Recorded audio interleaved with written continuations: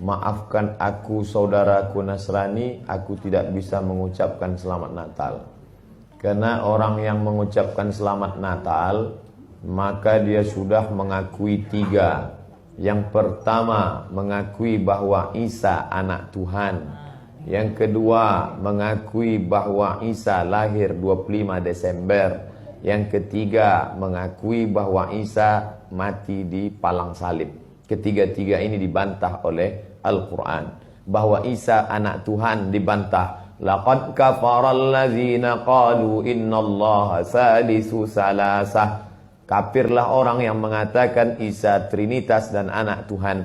Tentang Nabi Isa lahir tanggal 25 Desember dibantah. Ketika Maryam memegang Isa, tidak ada makanan karena terlahir di tepian kota. Allah memerintahkan menggoncang pangkal batang pohon korma, tusaqit alaiki rutaban jania, gugur buah korma yang mengkal. Buah korma mengkal ada pada musim panas bulan Juli Agustus. Ketika Isa lahir, kambing-kambing sedang digembalakan di padang rumput, sedangkan bulan 12 rumput tidak tumbuh karena tertutup salju. Maka 25 Desember bukan hari kelahiran Isa, tapi hari raya merayakan Dewa Mitra, Dewa Matahari, yang diambil oleh Kaisar Konstantin dari Konstantinopel. Lalu kemudian tentang Isa mati di palang salib dibantah Al-Quran. Wa ma qataluhu, mereka tidak membunuhnya. Wa ma salabuhu, mereka tidak menyalibnya. Walakin syubbihalahum, ada orang lain yang diserupakan wajahnya dengan Isa. Dialah Yudas Iskariot, murid Isa yang menjual imannya dengan beberapa keping uang emas. Saya punya kawan Kristen Masehi, tapi dalam masalah hubungan baik, masalah ngasih makanan, masalah beri pakaian, oke. Tapi kalau sudah terkait dengan akidah, wala ana abidu ma'abadtum wala antum abiduna ma'abud lakum dinukum waliyadin. Tentang masalah tahun baru, apakah 1 Januari itu bersih, tidak ada hubung kait dengan agama? Maka tidak benar. 1 Januari 2018 Masehi, seolah-olah Masehi terkait dengan Al-Masih Isa alaihissalam.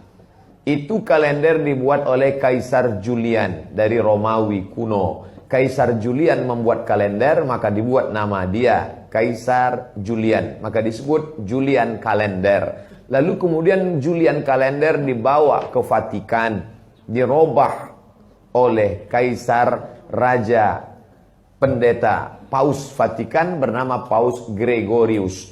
Maka sampai sekarang disebut dia dengan Gregorian kalender. Lalu kemudian ketika terbentuk PBB, United Nation, Persatuan Bangsa-Bangsa, bingung mau pakai kalender apa? Di dunia banyak sekali kalender. Maka diseragamkanlah, dipakailah Gregorian kalender. Yang sebelumnya kita kerajaan Pasundan, kerajaan Demak, kerajaan Riau, Sendripura itu pakai kalender Hijriah. Termasuk Yogyakarta pakai kalender Saka, karena Sultan Agung Jawa mengkawinkan antara kalender Jawa dengan kalender Hijriah. Karena ingin mendamaikan antara Jawa dengan Islam. Maka setiap menyambut tahun baru Saka sekaligus menyambut tahun baru Hijriah. Kalender Masehi muncul belakangan, tidak tepat penisbatannya kepada Al-Masih karena Isa tidak tahu menahu tentang itu. Itu murni diambil oleh Kaisar Gregorius yang diambilnya ke Vatikan menjadi Gregorian kalender. Jadi kita menyatakan tahun baru, betul tahun baru, tapi tahun baru Romawi. Tahun baru Romawi, jangan kaitkan kepada Isa alaihissalam. Dia masih terkait. Adapun tahun baru Jepang, tak ada terkait dengan akidah. Nah ini tahun kalender yang baru.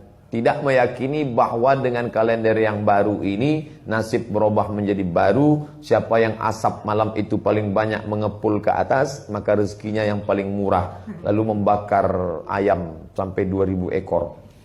Nah, oleh sebab itu saya anjurkan anak-anak muda, remaja-remaja masjid, tanggal 31 malam tanggal 1 setiap masjid semuanya buat kajian, iktikaf, zikir, muhasabah supaya jangan keluyuran ke sana kemari. Hanya 2 saja. Anak-anak muda pergi ke masjid mulai jam 10, jam 11, jam 12, jam 1, jam 2 atau habis isya tidur. Saya nggak bisa tidur Pak Ustadz. Biasa malam kalau nggak bisa tidur, habis isya makan Antimo 2. Nguap tidur langsung. Itu saja. Adapun nanti Ustadz malam tahun baru apakah buat muhasabah di masjid? Enggak. Saya berangkat 28-29 umroh, maka tahun baru di Madinah. Tahun lalu juga begitu. Tapi tahun sebelumnya dia buat acara muhasabah. Wallahu a'lam.